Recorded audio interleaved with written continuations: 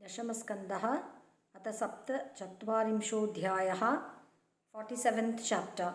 श्रीशुक उवाच तं वीक्ष्य कृष्णानुचरं व्रजस्त्रियः प्रलम्बबाहुं नवकञ्जलोचनं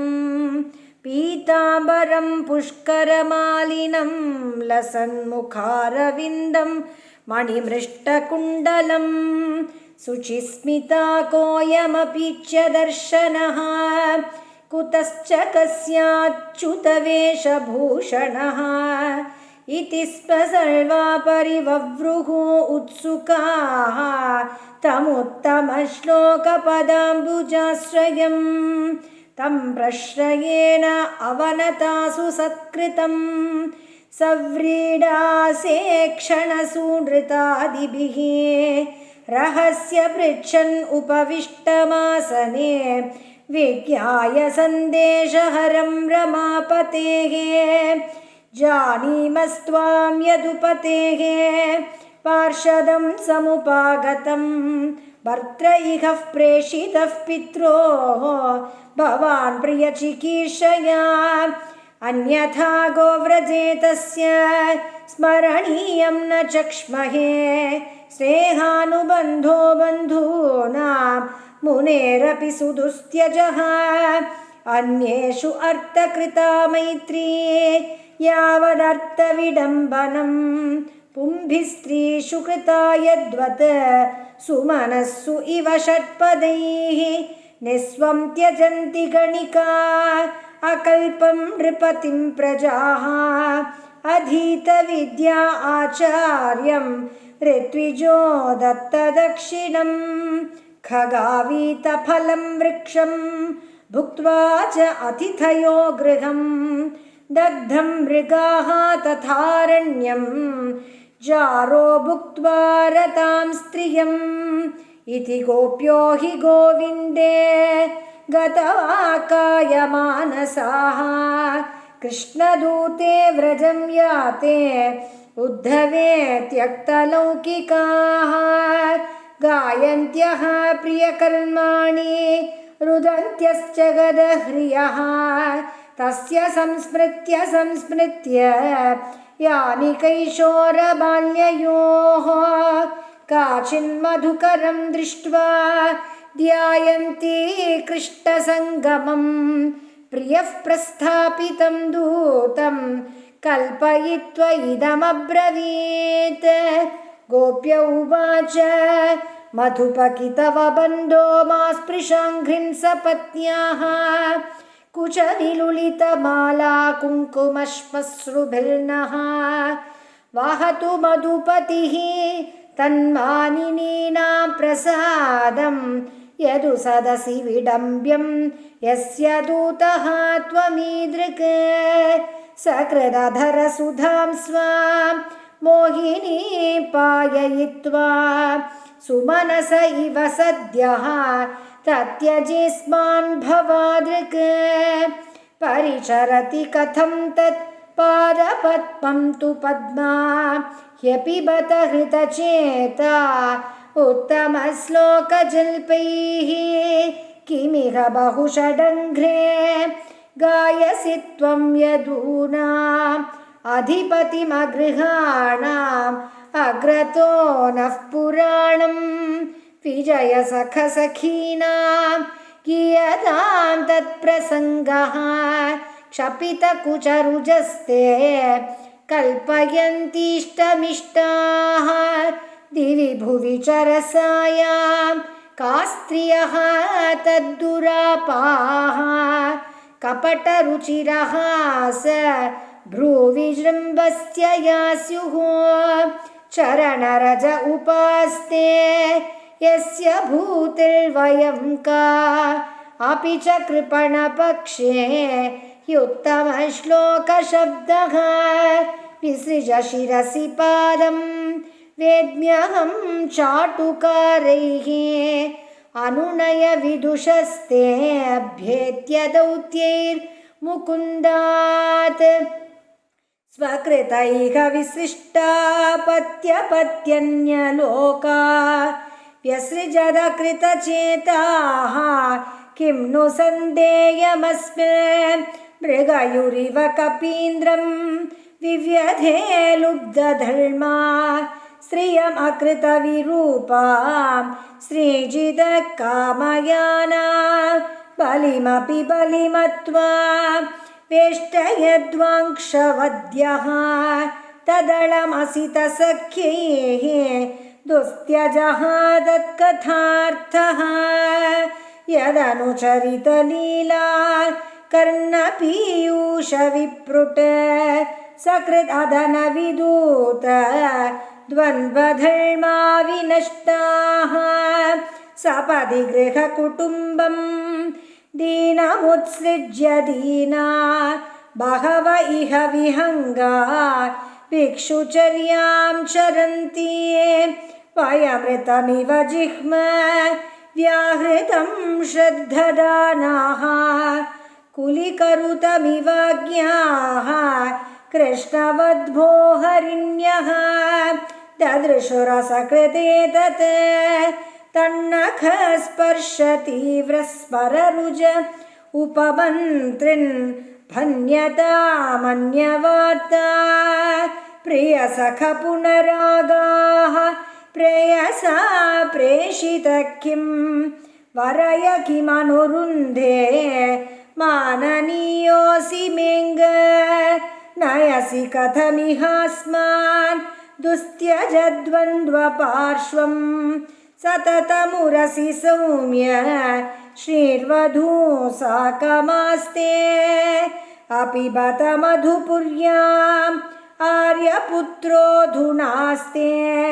स्मरति स पितृगेहान् सौम्यबन्धूंश्च गोपान् क्वचिदपि स कथानः किङ्करीणां गृणीते भुजमगुरुसुगन्धं मूर्ध्न्यधास्यत्कदा नो श्रीशुक उवाच अत उद्धवो निशम्यैवं कृष्णदर्शनलालसाः सान्त्वयन् प्रियसन्देशैः गोपीः इदमभाषत उद्धव उवाच अहो यूयं स्म पूर्णार्था भवत्यो लोकपूजिताः वासुदेवे भगवती यासामित्यर्पितं मनः दानव्रततपो होम जपस्वाध्याय संयमैः श्रेयोभिर्विविधैश्चान्यैः कृष्णे भक्तिर्हि साध्यते भगवत्युत्तमश्लोके भवतीभिरनुत्तमा भक्तिः प्रवर्तिता दिष्ट्या मुनीनामपि दुर्लभा दिष्ट्या पुत्रान् पतीन् देहान् स्वजनान् भवनानि च हित्वा वृणीत यूयं यत् कृष्णाख्यं पुरुषं परं सर्वात्मभावोऽधिकृतः भवतीनामधोक्षजे विरहेण महाभागा महाने अनुग्रहः कृतः श्रूयता प्रियसन्देशः भवतीनां सुखावहः यमादाय आगतो भद्रा अहं भर्तुरहस्करः श्रीभगवानुवाच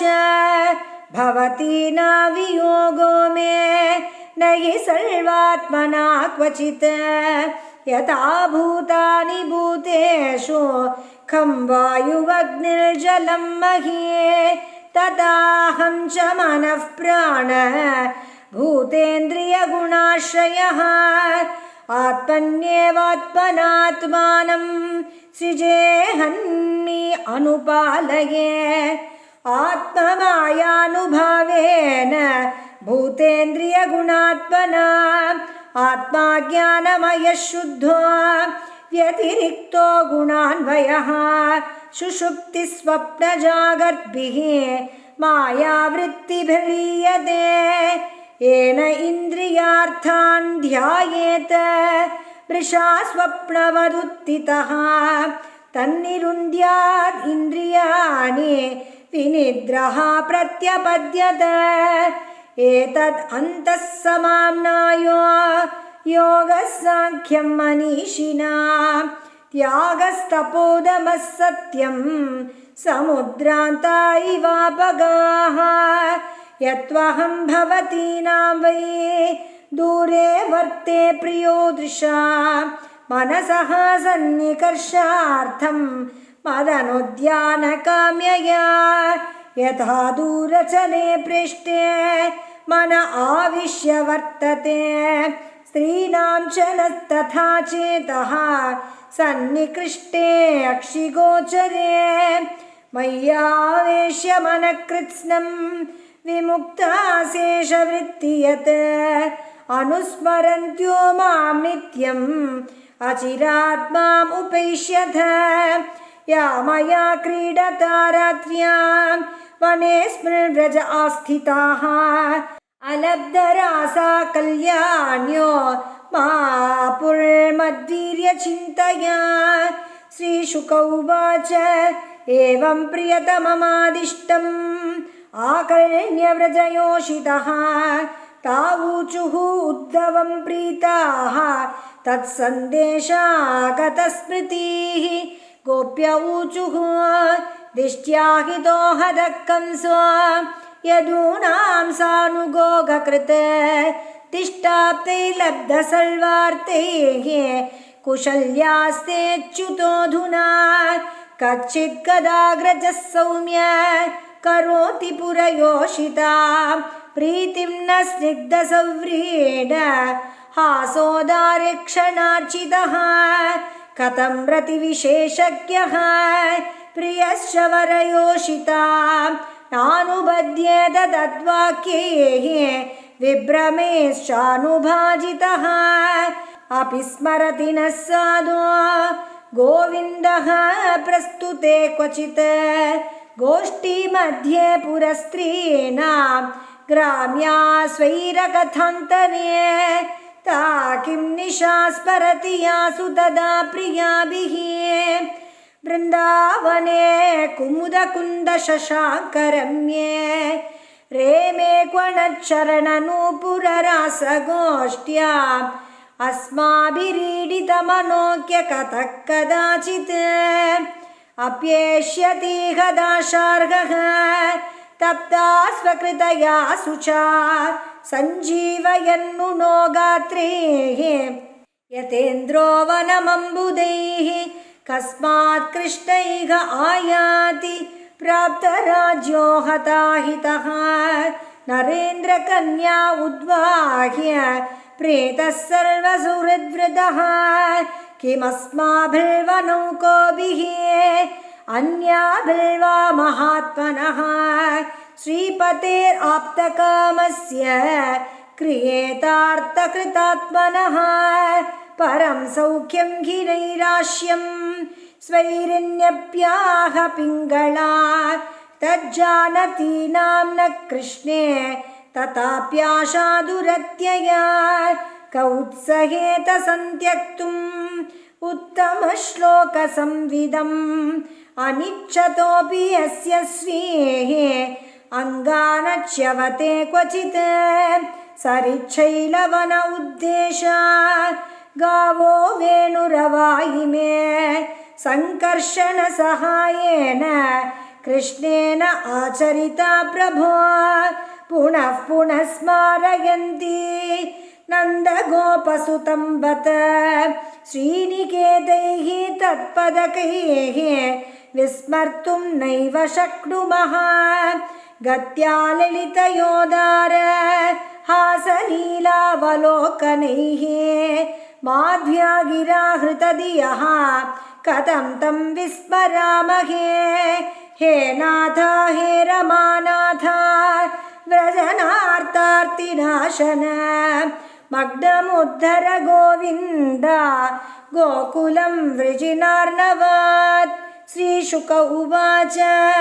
ततस्ता कृष्णसन्देशैः व्यपेतविरहज्वराः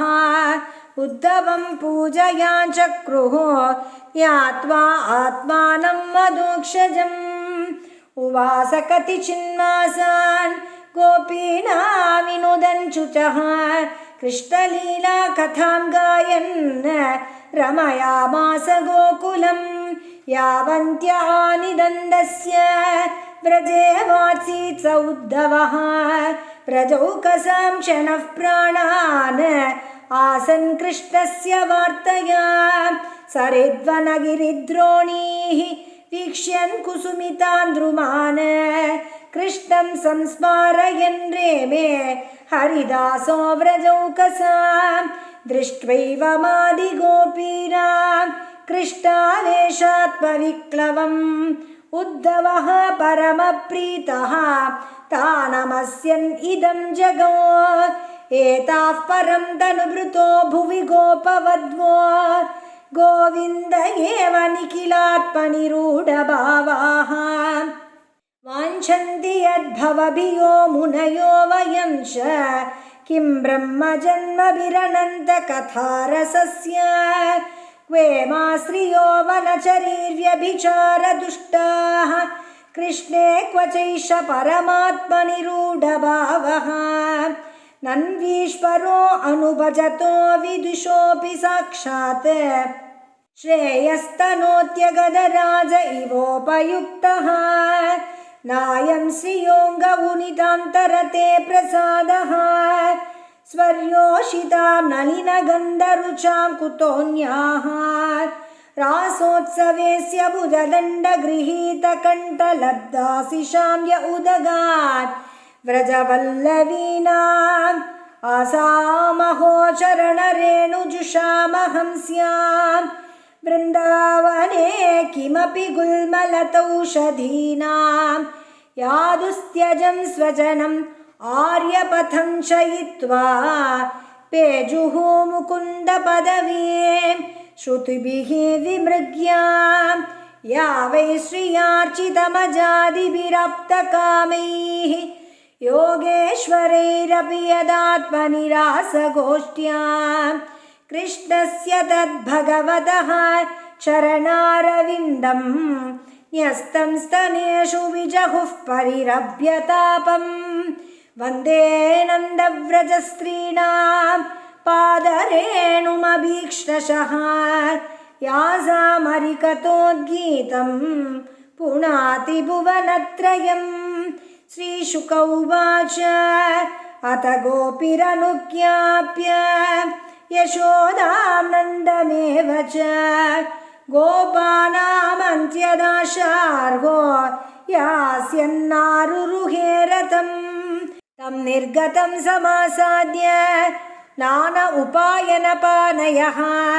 नन्दादयोऽनुरागेण प्रावोचन्नश्रुलोचनाः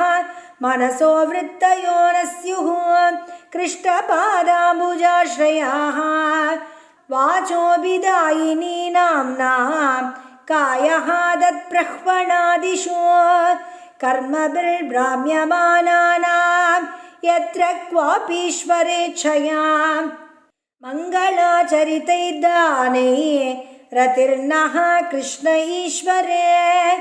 एवं सभाजितो गोपैः कृष्णभक्त्या नराधिप उद्धवः पुनरागच्छन्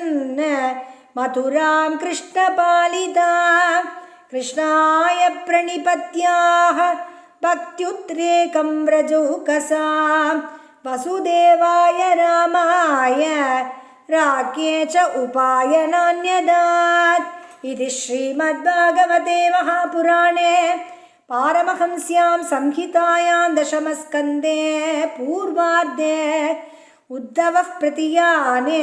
सप्तचत्वारिंशोऽध्यायः। श्रीहरये नमः श्रीहरये नमः श्रीहरये नमः। गोपिका जीवनस्मरणं गोविन्द गोविन्द।